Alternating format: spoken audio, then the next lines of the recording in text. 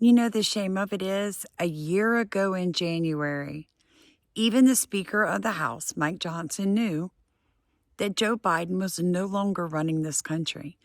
If you doubt that statement, give me 3 minutes and I'm going to prove it to you.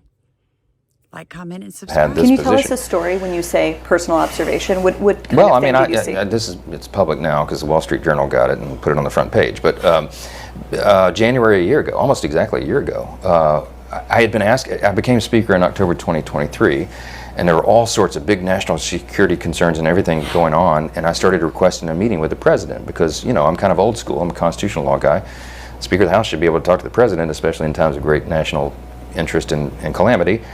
But they wouldn't let me meet with him, and his staff kept giving me excuses. This went on for like 8 or 9 weeks. I'm sorry, Mr. Speaker, he doesn't have time. What are you talking about? I'm second in line of the presidency. He has time. I need to talk to him. We had, I can't say the classified parts, but we had some big national concerns at the time that I was losing sleep over. Finally, I just went to the Hill press corps and I said, the president is not being allowed to meet with the Speaker. There's a problem. So they started putting pressure on him. Long story short, they finally relented. They invited me to the White House. I show up and I realize it's actually an ambush because it's not just me and the president. It's also Kamala Harris, Chuck Schumer, Hakeem, you know, the CIA director, everybody. And then, so I walked in the Oval and, I know what this is. They're going to hotbox the Speaker on Ukraine funding. That's what it was. This is probably third week of January.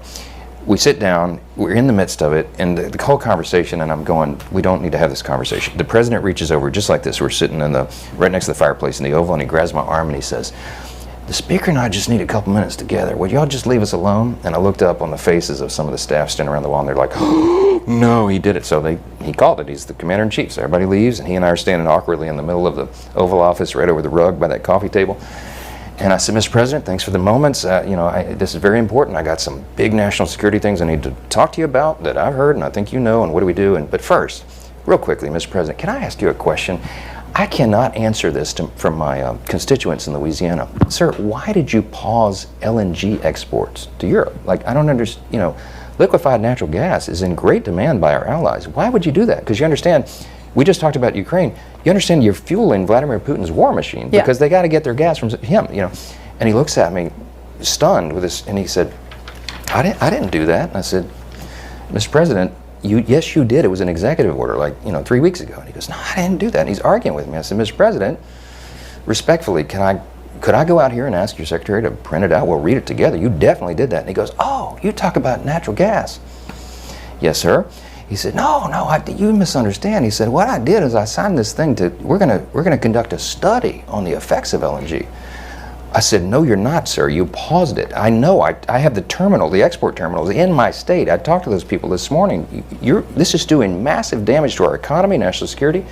It occurred to me, Barry, he was not lying to me. He genuinely did not know what he had signed. And I walked out of that meeting with fear and loathing because I thought, we're in serious trouble. Who is running the country? I don't know who put the paper in front of him, but he didn't know.